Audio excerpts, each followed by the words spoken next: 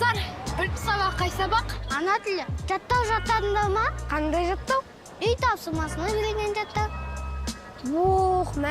Мен жаттамадым. Есіне шығып кет. Екеуміз бірдей неміз, мен де жаттамадым. Онда сен басқа сылтау ойлап тап. Онда мен кеше ауырып қалдым. Кеше менің үйіме қонақтар келіп қалды, мен де сосын жаттай алмадым. Сен ол сылтауынды кеше айтып қойғансың. Так, онда кеше менің үйімде сует өшіп қалды. Осы дұрыс па? Болды ма? Енді сабаққа дайынбыз ба? Тоқтаймсақ кетіп жарысамыз ба? Қай жерге дейін жарысамыз? Мектепке дейін ба? Кімінші мектепке жетеміз?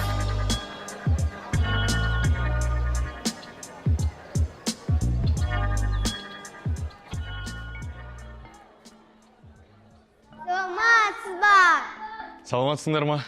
Отырыңдар. Ал, дәптертерімізді шығарып, бүгінгі күнді жазамыз. Ағай тапсырмасын сұрамайсыз. Бұл бірден жаңа тақырып өткете береміз ба? Үй тапсырмасын орындадың ба? Орындамадым. Ешкім орындамайды үй тапсырмасын. Оны сұрағаннан пайда жоқ. Әлде орындағандар бар ма? Қане кім орындады, қолымызды көтереміз. Міне, әдеттегідей ешкім орындаған жоқ. Мейрамбек, не үшін орындағансың? Кеше біздің үйде сует өшіп қалды. Ой, жарайды. Сенше? Кешеге қонақтар келеді. Сол қонақтарды күтіп жүріп орындай алмадым, ағай. Сенше, Айар? Ағай, мен киімдерім жуып қойып еді, кетпей қалды. Отто, міне.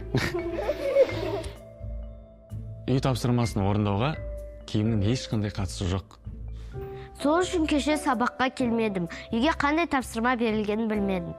Ой, жарайды, отыршы. Ал, Адия, саған сылтау алды ма?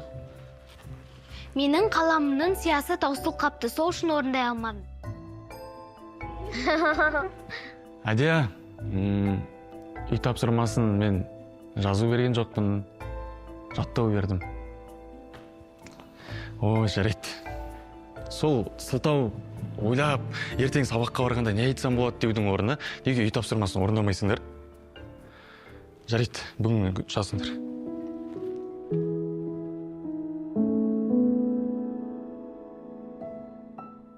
Оқушыларың қалай, шаршатып жатқан жоқ па? Бұзық сияқты ғой оқушыларың. Тыныш бәрі. Сол қазір менің оқушыларымнан тәртіпті қоштап бейсің мектептен. Әйтеуір өздері тыныш жүреді. Бірақ сол Барлығы сол бірақтан басталады ғой. Ал, айта бер, қандай кемшіліктері бар?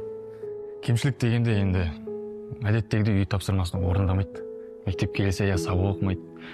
Білмеймін, тақтаға шығам, сабағын түсіндірем, соның барлығын үндемей әйтеуір өздері көшіріп отырады. Қайта сол жақсы емес пе? Артық басыңды ауыртпайсың. Жоқ енді, тәртіп болған дұрыс.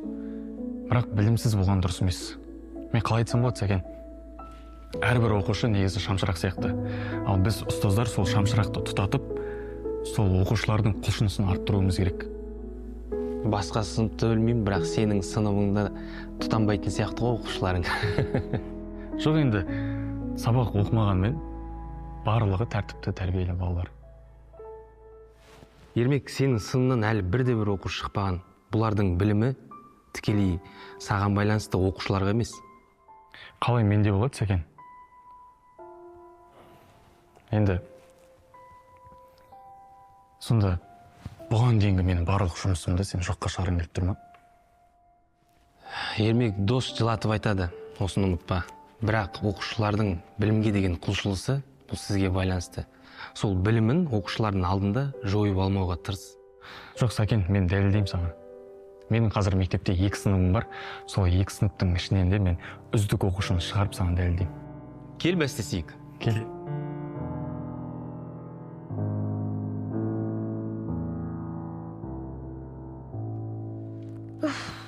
Құр отырған спорт залында ойнасақ қайтеді? Жоқ, болмайды, киімдерімізді бүлдіріп аламыз. Онда құр отыра бермей бір жерге бар ойнайықшы. Ойнайық, кім бірінші сөйлеп қояды, сол жеңіледі. Ойлым, қызық емес, басқа ойнайықшы. Үй тапсырманы орындап ойнайық та, кім бірінші орындап бітеді екен. Ол ойын емес, жұмыс болып кетеді. Оданша ертеңгі сабақтарға сылтау ойлап табайық та. Сендерден біресе сұрайыншы, шындарыңды айтыңдар, сабақты не үшін оқымайсыңдар? Шынымды айтсам, есінен шығып кете береді.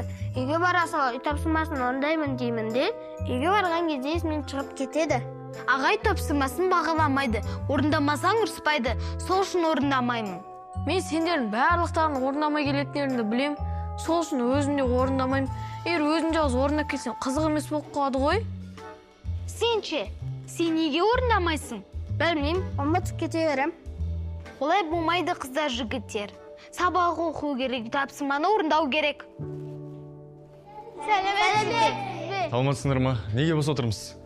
Математика сабағы апай жоқ, әлі келмеді. Қазір апайларын шақырам, жоламай отырыңдар, хорошо?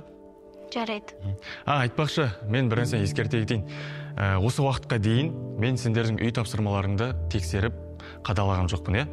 Енді бүгіннен бастап мен басты назарды сендерге қоятын боламын. Білімдеріңді тексеріп, үй тапсырмаларыңды тексеріп, күнде қадағалаймын. Хорошо, түсінікті ғой? Иә. Болды, онда қазір апайларын шақырам, сосын сабақты бастайсыңдар. Сау болыңыз.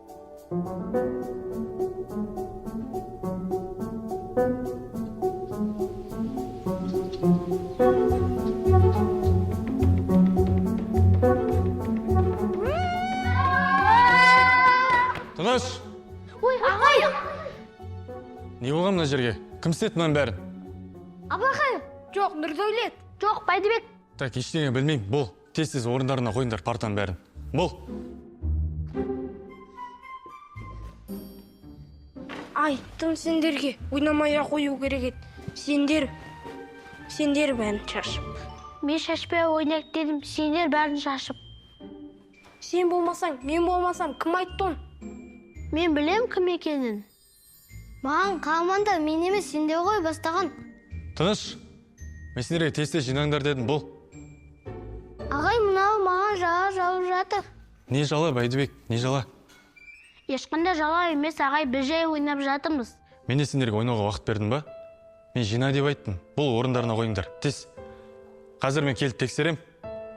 Тұрсақ қойыңдар, түсіндіңдер ма? Мақұл, ағай.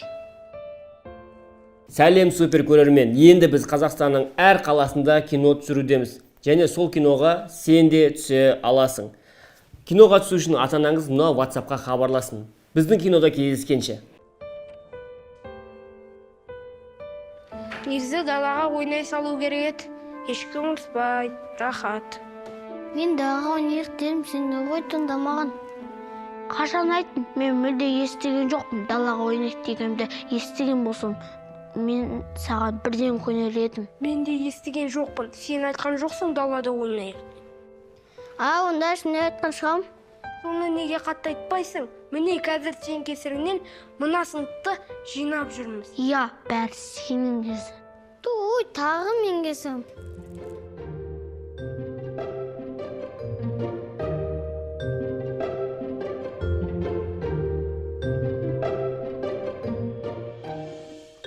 Осы мұғалімдер түсінбеймін, неге сабақ оқы дей береді?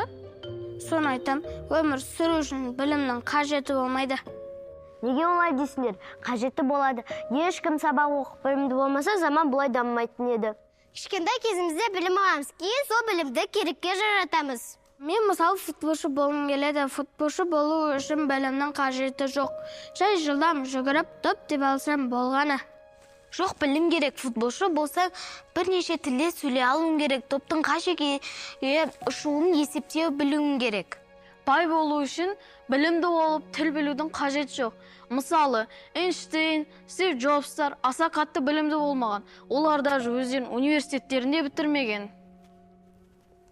Бірақ олар өз саласын өте жақсы білген. Мысалы, Стив Джобс өз университетін бітірмей кетіп қалды, себебі ол университеттен алатын білімнің бәрін алып алған. Меніңше, бай болу үшін де білімді болу керек. Өз ақшаңды санай алуың керек.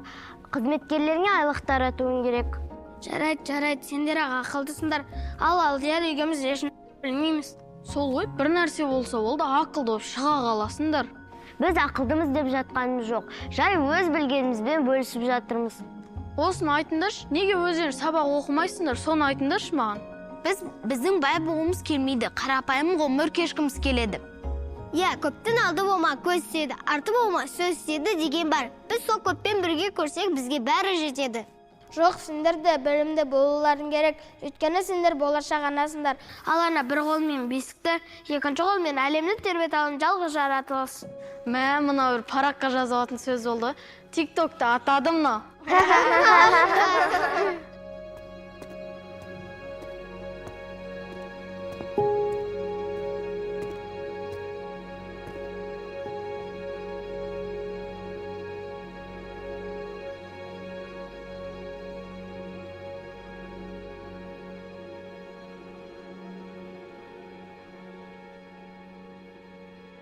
Оппо, Сәкен, қалайсың? Жақсы. Қалай досым, дайынсың ба? Бүгін бәсте мен жеңем. Бүгін менің оқушылардың талпынысы жаман емес, кәдімгідей жоғары болып тұр. Ермек, сол бәсті қоямыз ау. Қызулықпен айтып қойдым мен саған. Сәкен, еркексің ба? Еркекпіз. Айтылған сөз, атылған оқ, бәске дайындау.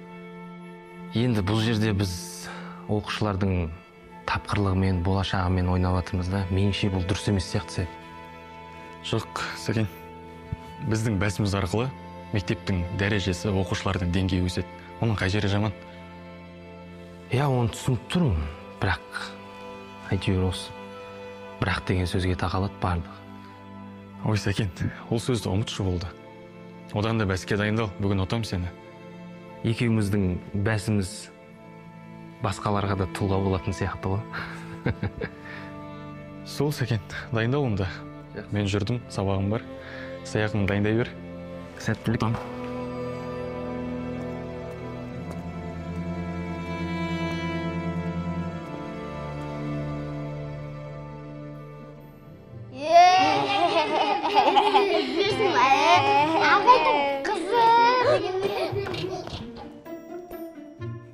О, міне, тап-таза айтып жинап қойыпсыңдар.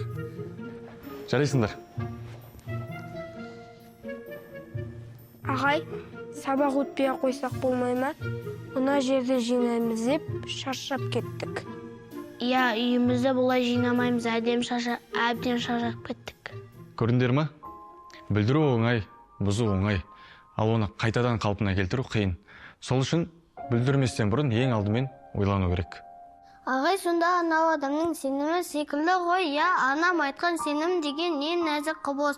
Сенімнен білет айырылса, оған қайтып қол жеткізу өте қиын. Е, Байдыбек, өте дұрыс айтасың. Ақмақ бас екі аяқтың соры деген мақал бар еді. Бұл мақал тура сендерге айтылған. Ақмақ болып мына жерді шаштық, шашап жүріп жинадық, солай ма? Иә, солай. Көрдіңдер ма? Сол үшін әрқашан ойлану керек. Бірақ сендер бұл үшін қатты түңілмеңдер. Өйткені біз барлығымыз пендеміз, қателесеміз. Ал ең қорқынышты нәрсе ол өз қатесін түсініп, қайтадан қателесу. Сол үшін әрқашан тағы айтам, ойланып жүріңдер. Онда мына жерді шашып ойнасақ, қорқынышты адамға айналып кетеміз ба? Мүмкін. Олай болуы да мүмкін. Типа анау мақал секілді болып тұр. Қайта кірер есігіңді қатты жаппа. Енді баяғы ата-бабамыз біз үшін өте көп нақыл сөзді қалдырған, қол айтып жүрмесін, өміріне қолдансын деп. Оны саған кім айтып жүр? Өзің ақылды болып кеткен сияқтысың. Анам айтқан. Оның бәрін анан қайдан біледі? Көрші мектепте қазақ тілі пәнінен мұғалім болып жұмыс істейді. Анаң сенің мұғалім ба, Байдыбек? Ондай сен бізді жақсы түсінуің керек қой. Олар мен сыртқа шық.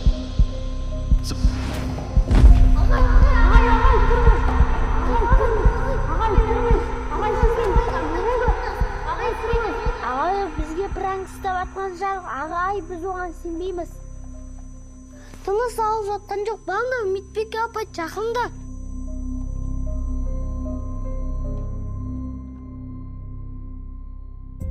Ағай.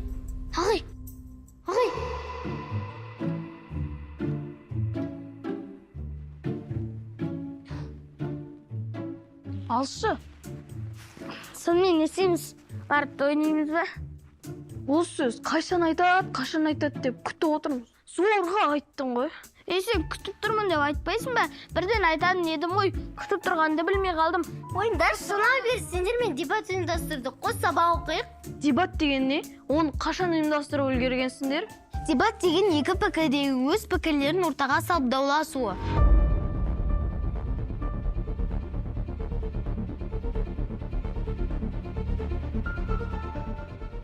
Қаран анасы Сәкен ағай біреуді арқалап жүр. Неге бәрі бала бұл күткен ба? Арқалап алғаны Ермек ағай сияқты қараңдаршы.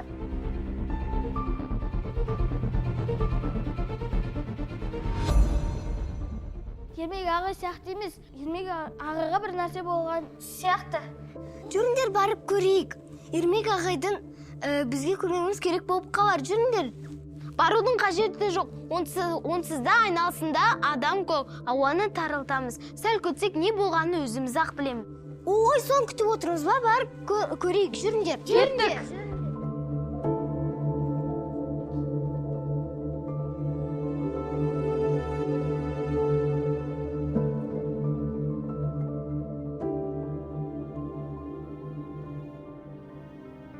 Сіздің миыңызда қатерлі ісік пайда болған, жақындарыңызбен қоштасып, мәңгілік өмірге дайындала бергеніңіз жөн.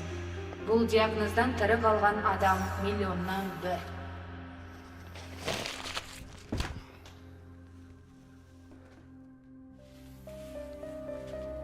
Өмір осыншама тәтті болармен сені қимай тұрмын. Әлі жасалмаған, енді жасайым деген шаруаларымның барлығы аяқсыз қалды. Бір күні барлығымыз мәңгілік өмірге аттанамыз. Бірақ тез болады деп ойлаған жоқпын. 9 миллиард адам сыйған жерге менің сыймай кетіп бара жатқаным ай. Бұл диагноздан тірі қалған адам миллионнан бір. Мүмкіншілік мүлдем жоқ десек те болады. Бірақ сіз үмітіңізді үзбеңіз, миллионнан бір мүмкін сіз боласыз. Ешкімді түсіп айта алмайды. Үмітімді бір үзіп, бір жалғап, өзімді өзім алдап жүрмін. Дәрігер не істеп жүргенін өзі білмейді. Миллионнан бір болу бақыты бұйырмағаны белгілі.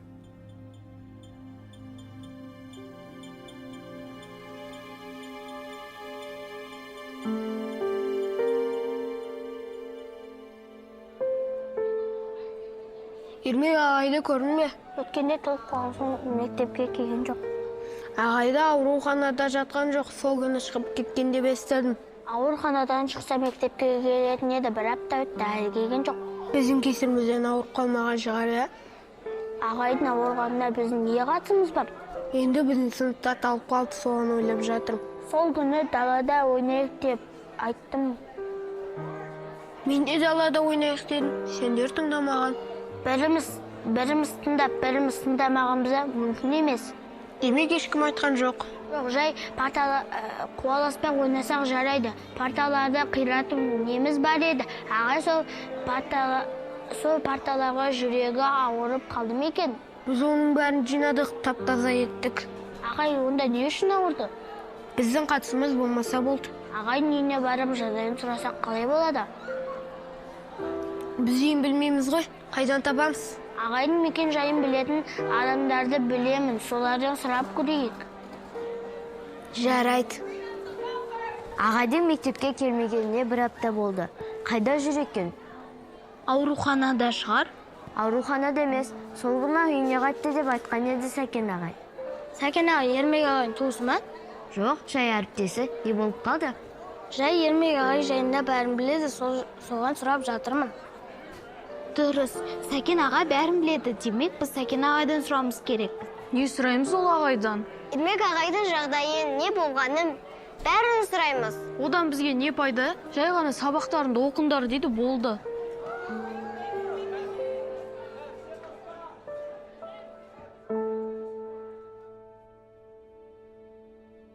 Ал қалайсыңдар, кәне отырамыз, бүгін жаңа тақырып өтеміз. Ағай, бүгінде Ермек ағай келмей ме? Біздің өз ағайымыз қашан келеді? Ермек ағайларың денсаулығына байланысты ұзақ демалысқа шықты. Сондықтан сіздерге сабақты беретін мен, дайындалыңыздар. Сонда Ермек қатты ауырып қалған ба? Қатты ауырып қалса не үшін ауруханадан шығып кеткен? Айтатындай қатты ауру емес. Тек тынығу керек Ермек ағайларыңа. Әзірше сабақтарыңызға дайындалып, мұқият болыңыздар. Ермек ағайдың нақты қашан келетінін білмейсіз бе? Ол жағын маған айтпады. Неге сұрап алмайсыз? Сіз Ермек ағайдың досы емессіз бе? Ал достар бір-бірінен еш нәрсе жасырмау керек. Ал достар арасында құпияны басқаға айтуға болмайды дегенді айтпаған ба Ермек ағайларың? Ол бар екен ғой. Дайындалыңыздар сабаққа. Сонымен не істейміз? Барып ойнаймыз ба? Әлде бірден тып-тыныш үйімізге қайтамыз ба? Білмеймін, доп ойнасақ дұрыс болатын еді. Мен одан да жақсы ұсынысым бар. Қандай ұсыныс? Ермек ағайды үйіне барып жағдайын сұрап қайтайық. Иә, жақсы болады. Біздің де көңіліміз көтеріліп қалады. Ауырып жатқан ағайымыздың миын ашты бұдан сайын мазаламаймыз ба? Жоқ, біз ағай не сүйікті оқушыларымыз ғой, бізді көрсе қуанып қалады ағай. Сонда мүлдем доп ойнамаймыз ба? Әлде бірден бір ауыздан ағайын үйіне арамыз ба? Әрине, біз іздеп бармасақ, біз келесі күні ағай мектепке келгенде бізге өкпелеп қалады. Жүріңдер, онда кеш болмай жатып барып керек. Кеттік!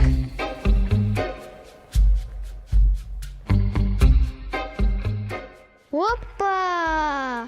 Ағайдың мекен-жайына салдан сұраймыз ба? Енді сұраудың қажеті жоқ. Неге? Өздері айтқан жоқ па ағайдың үйіне барамыз деп. Мыналардың арттарынан жүре берсек болды. Сонда да сау бала сауайық, немесе барлығымыз бағамыз тек аңдап жүргендей болмай. Ағайдың мекен-жайын білмесек, олар күлетін сияқты, білетін адам сияқты арттарынан жүре берейік. Мүмкін ертең барамыз. Бүгін барлығымыз бар, ағайды алаңдатып жүрмейміз бе? Барлық оқушысы іздеп барып жатса, ағай қуанып қалады. Кетті оны аналардан қалып кетпейік.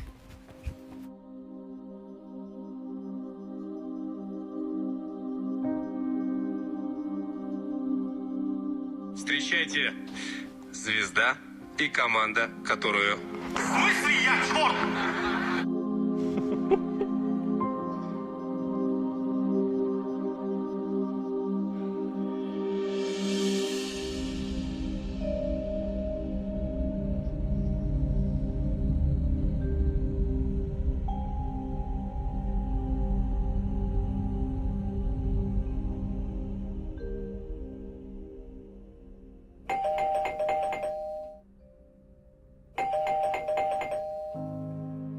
Кім? Сәкен сен ба? Есік ашық кіре берші.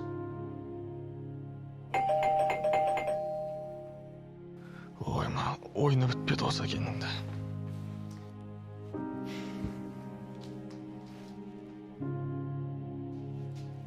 Кім? Қалайсыз ағай? Жағдайыңыз жақсы. Не істеп мұнда? Ағай, біз сіздің жағдайыңызды білуге келдік. Жүр кіріңдер. Бәрін айтып берем қазір. Ағай, сізге үйлену керек екен. Неге? Мен осылай да бақыттым ғой. Үйіңіз шашылып кетіпті. Біз қазір жинастырып жіберейік. Қой, жоқ, керек емес. Мен өзім жинап алам, босқа әуре болмаңдар. Әуре болатын түгі де жоқ. Аз ғана уақыттың ішінде жинап тастаймыз. Ой, сендерден бір ұят болды. Кет, қыздар.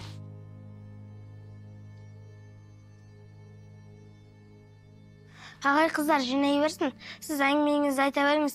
Неге мектепке келмей кеттіңіз? Дәрігер маған шаршадың деп айтты. Сол үшін мен қазір үйде өзім демалып жүрмін. Мен мектепке жақын арада оралам. Жалпы, өздерің қалайсыңдар? Еш нәрсе білдіріп жүрген жоқсыңдар ма? Ағай, біз тып-тыныш жүрміз. Сабақ бұрынғыдай. Сіз мектепке келмеген соң, мектепте қызық болмай қалды. Сонда менің мектепке келгенімді қалап жүрсіңдер ма? Иә. Онда былай келсек. Қыздар, келіңдер. 90 соңында біздің сыныптың ішінен үздік оқушы шығу керек. Үздік оқушы қалай шығады, мен сол кезде мектепке оралам. Ал үздік оқушы шықпаса ше? Онда оралмай. Өзі солай болайын деп тұрау. Қазір демаса қоштасып кете беретін сияқтымыз. Мен сендердің үздік оқи алатындарыңа сенем. Оның үстіне менің бір бәстіккенім бар еді. Не дейсіз ағай? Жоқ, ештеңе. Сол, мен мектепке оралам бұйырса. Үздік оқушы болмасындар, онда оралмайым. Ағай, бізде бәрі екпінді. Сіз мектепке келемін деп уәде берсеңіз, бәрі үздік бола алады. Тұрсам? Тұрсамыз. Боласыңдар ма? Онда солай келісейік. Уәдені орындамаған адам әрі бәле. Кәмпит жейсіңдер ма? Келіңдер.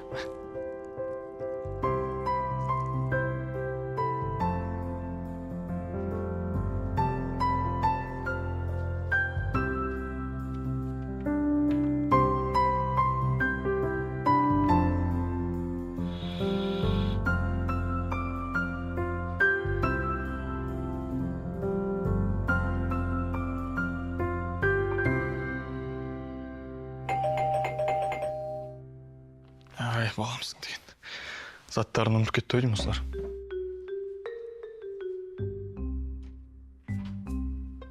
Қалайсыз, ағай? Жақсы. Сендер не істеушіңдер? Жүр, кіріңдер.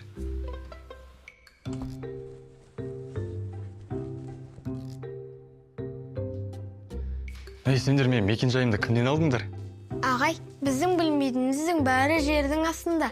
Жердің үстіндегінің бәрін білеміз. Ағай, су ішіп алсам бола ма? Іше бер. Кел отырыңдар.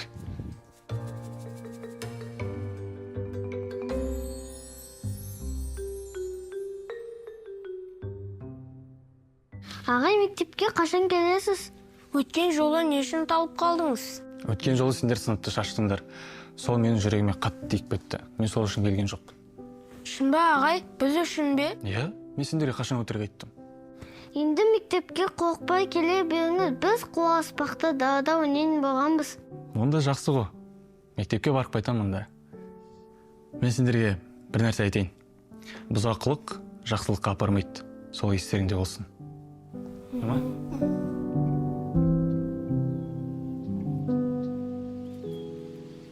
Қыздар, жігіттер, енді бар күшігеріміз жинап сабақ оқуымыз керек. Сонда Ермек ағай мектепке оралады. Ой, сендер сол ағайға сен жатсыңдар ма? Ағай жай әзілдеп айта салды ғой. Ермек ағай ешқашанда бостан-бос сөйлемеген емес. Ал екіншіде уәде. Біз қанша тырыссақ та бізден үздік оқушы шықпайтын секілді. Сен соғыс бастамай жатып жеңілгеніңді мойындама.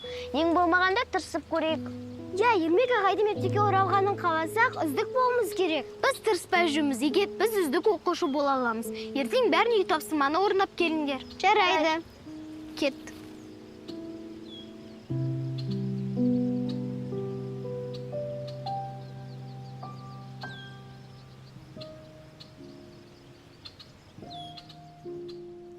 Кеше Ермек ағай, бізден бір нәрсе жасырғандай болды.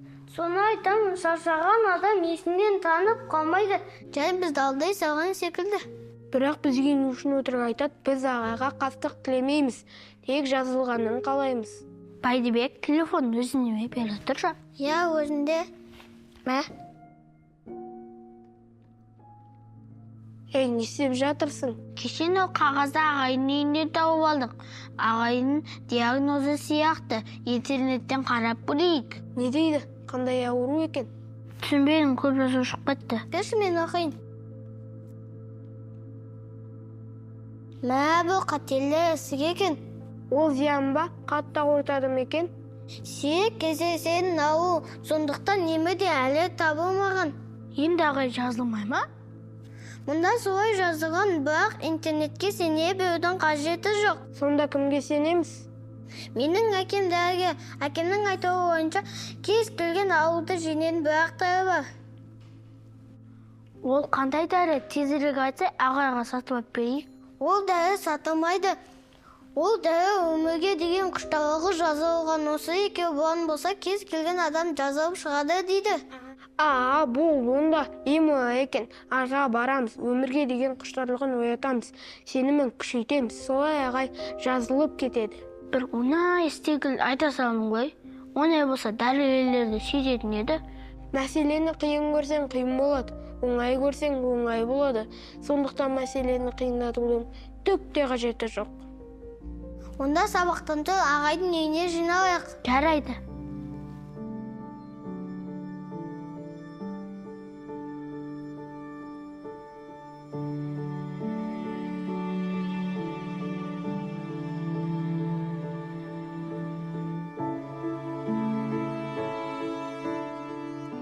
Келгендерің жақсы болды. Екеуміз ғана ойнап, қызық емес болып жатыр еді.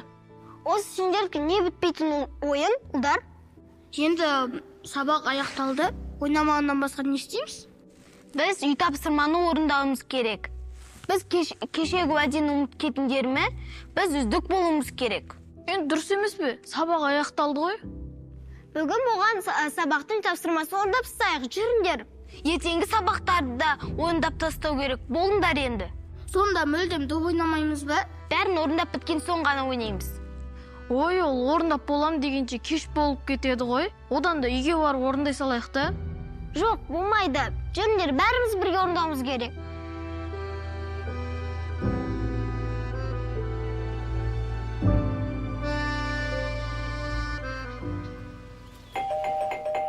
Сәкен, есік ашық, кіре бер. Сәкен, есік ашық.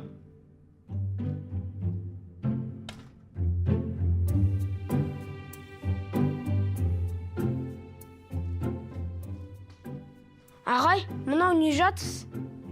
Сендер не істеп жүрсіңдер? Маған өйтіп қарамаңдар, мен демалыстамын. Неге қазақтардың бәрі демалысты ұйқы деп ойлайды? Демалыс деген серуенде ойды басқа нәрсеге бұру емес пе? Менің ойым ұйқыға бөлінеді. Барыңдар.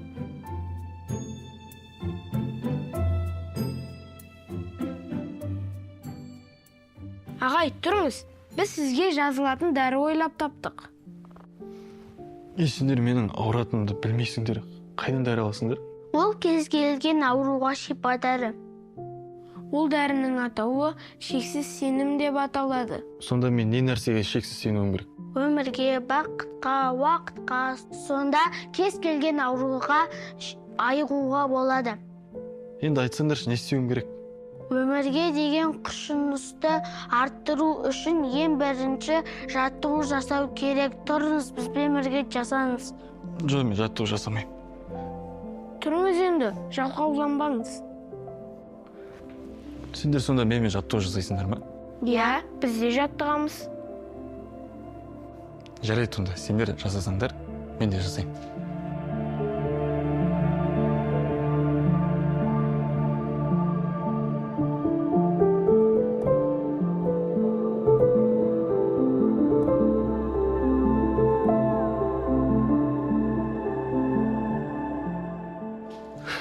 Дайынсыңдар ма? Оң аяқты алдыға жібереміз. Хоп, қолымызды алдыға созамыз. Опа, тартамыз, тұрамыз. Енді сол аяқ кеттік. Хоп, тағы да созамыз, тартамыз, енді тұрамыз.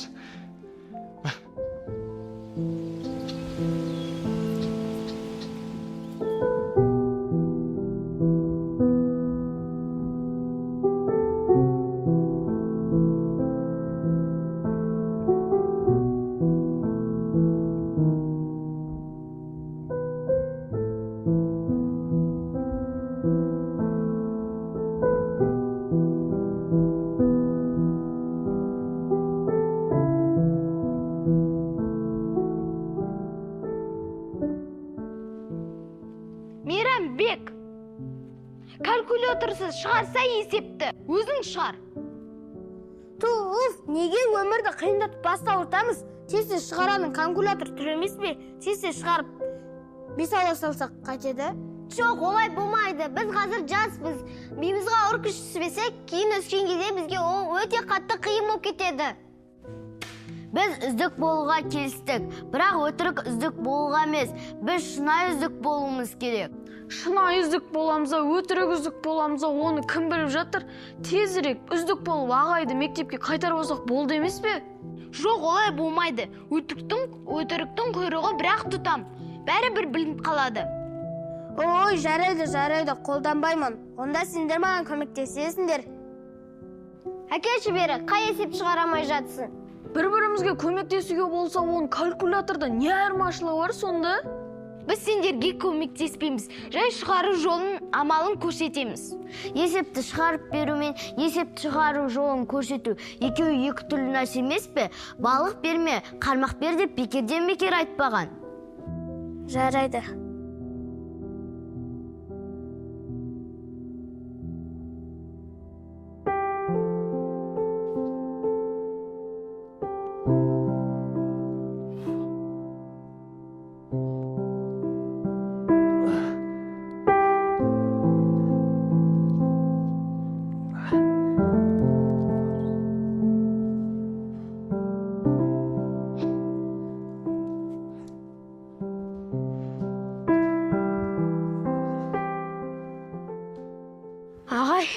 отырсаңызшы, жаттығу жасайық. Болды жігіттер, шаршадым. Сіз көп қимылдамайсыз, содан кейін тез шаршап қаласыз. Иә, әбден жалқауланып кеткенмін. Бірақ сендермен жасап тұруға болады екен. Ағай, онда ертең азанда ерте жүгірейік.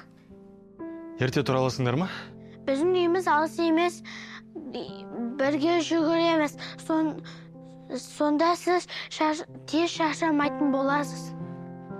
Жарайды онда, келістік. Ертең ерте тұрып жүгіреміз. Келістік. Қазір мен демаламын.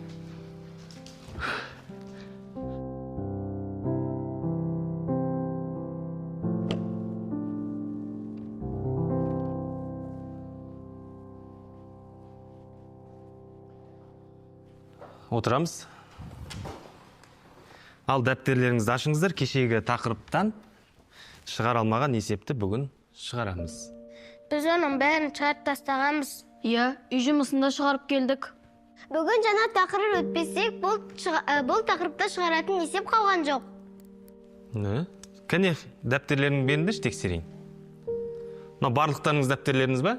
Үй жұмысын орындадыңыздар ма? Қазір тексереміз.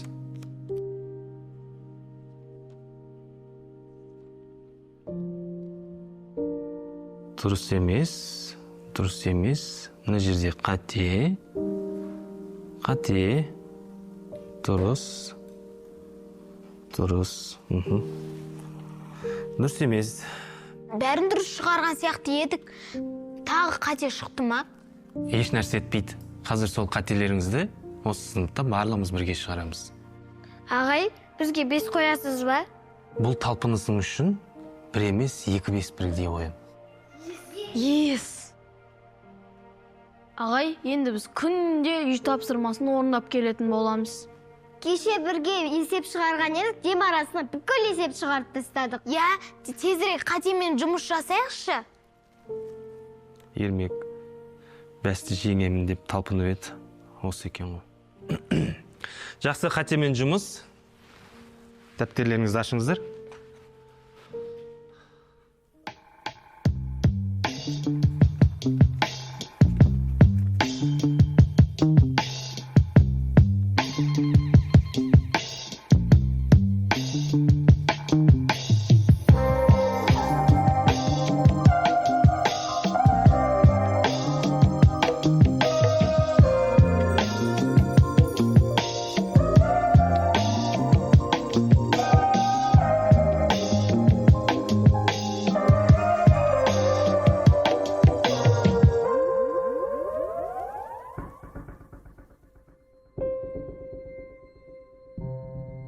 Қалай, отаға дайынсың ба? Дайынмын. Бауырым, сен бұл бәс жеңетін сияқтың. Себебі сенің оқушыларыңның талпынысы мүлде жоғарыланып барады. Сәкен, сен менің оқушылармен ойнама, олар мықты. Олар әлі талай әлем батыларға қатысып, мектептің атын ұрайтын болады. Ал мен осы бәсті жеңіп шығам. Сен уайымдама, сен жағызылып шығасың бұл аурудан. Сәкен, егер мен отадан оянбай қалсам, менің атымнан оқушыларыма бір балмұздақтан тартып берші. Бауырым, сен не айтып отырсың? Сол балмұздақты өзің алып бересің. Әлде талай оқушыларыңнан ең үздік оқушы шығады. Сен уайымдама олай. Жазылып шығасың сен бұл отадан.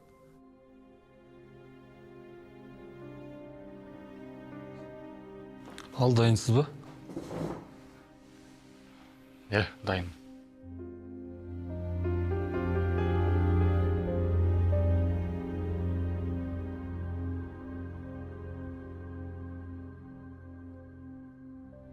Сіз науқастың кім боласыз? Жақын досымын. Диагнозын білесіз. Ермекке өте қауіпті ота жасалайын деп тұр. Біз қолдан келгеннің бәрін жасаймыз. Бірақ сіздер де дайын болыңыздар. Сонымен не айтқыңыз келіп тұр? Ермектің халі өте нашар. Ота өте сәтті өткеннің өзінде қайдан тұрып кете алмауы мүмкін. Қанша мүмкіндігі бар? 5% ғана мүмкіншілігі бар.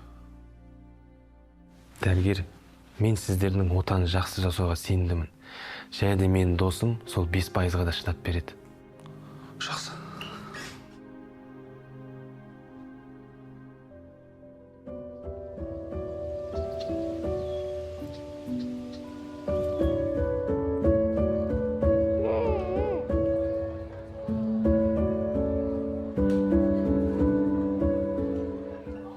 Үй тапсырмасын орындайтын кезде қайда кеттіңдер? Бәріміз сендерді күтіп отырмыз. Қарнымыз ашып кетті, тамақтанып алуға болған шығар. Сабағымен тамақтанып та ұмытпауымыз керек. Аш қарынмен ойлау қиынға соғады.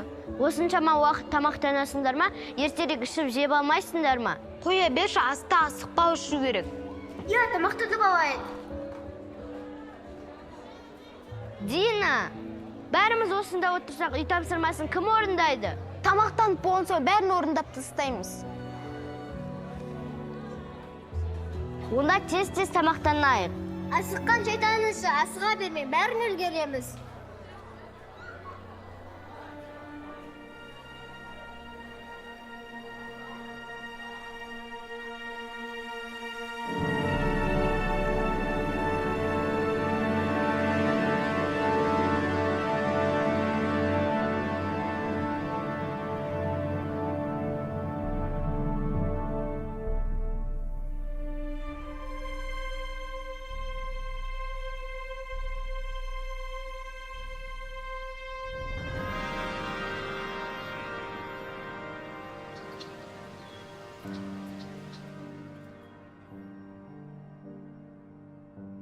Мен біттім, тағы да кім бітті? Мен де біттім. Сенде жауап қанша шықты? Менде жауабы 47, сенде ше? Менде де 47 шықты. Демек дұрыс. Оның дұрыс екенін қайдан білдің? Қате жауаптар әртүрлі шығады, ал дұрыс жауаптар бірдей шығады. Оқысаңдар оқып тастайды екенсіңдер. Осылар бізден бұрын үздік болып кетті ау. Мен де болдым, менде жауабым 47 шықты. Жоқ, сендер бізден көшірдіңдер. Қойшы, бұл басқа партада отыр ғой. Онда неге жауабы тура біздікімен бірдей? Ой, айттым жаңа саған, дұрыс деп. Әзілдеп жатырмын, білем. Қыздар, сендер болып қалдыңдар ма? Қазір бітеміз. Мен де біттім. Енді үйге қайта беруімізге болады есептім, бәрін шығарып тастадық.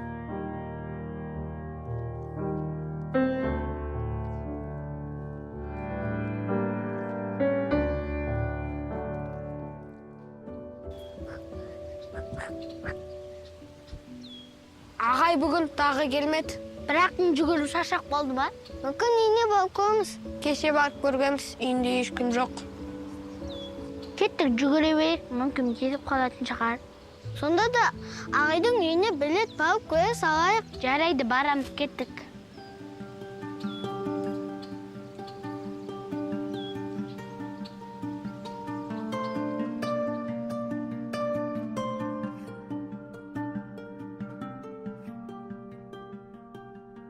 Ағай, кешіріңіз, кешіп қалдық. Қайда жүрміз кешігіп? Сабақ басталды. Отырыңдар, сабақты бастаймыз.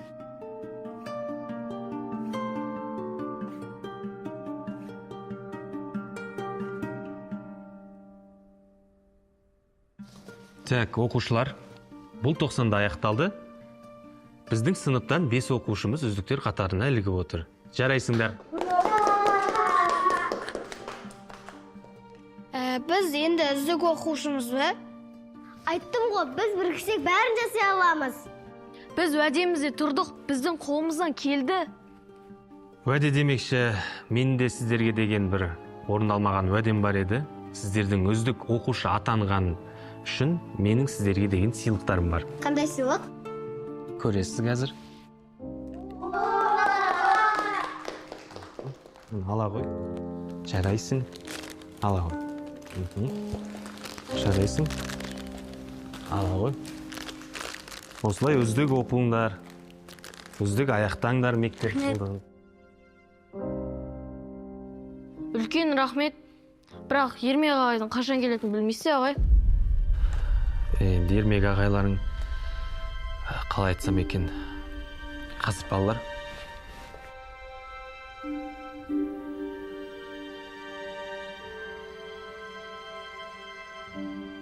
Достар, ағайдың көңілі түсіріп кетті. Ағай бізден рейші жасырып жүрген жоқ па? Ермек ағай өзінің уәдесінде тұрса бәрі жақсы болар еді. Біздің ағай екі сөйлемейді, ағай уәдесінде тұрады, мен ағайға сенемін. Жай ғана сенуге болмайды. Орындалғанын қаласақ, шексіз сенуіміз қажет.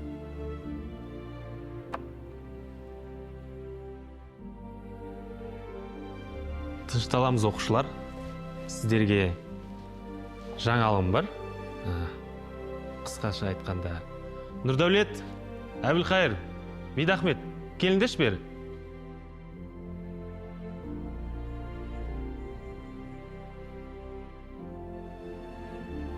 Қысқасы сіздерге айтатын жаңалықтарымыз сюрприз!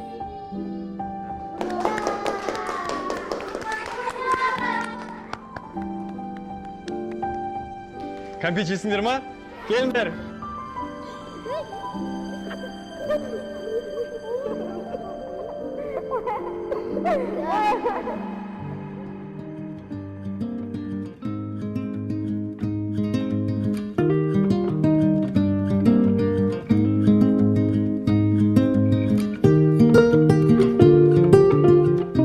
Сәлем супер көрермен. Енді біз Қазақстанның әр қаласында кино түсірудеміз. Және сол киноға сен де түсе аласың. Киноға түсу үшін ата-анаңыз мына WhatsApp-қа хабарласын. Біздің кинода кездескенше.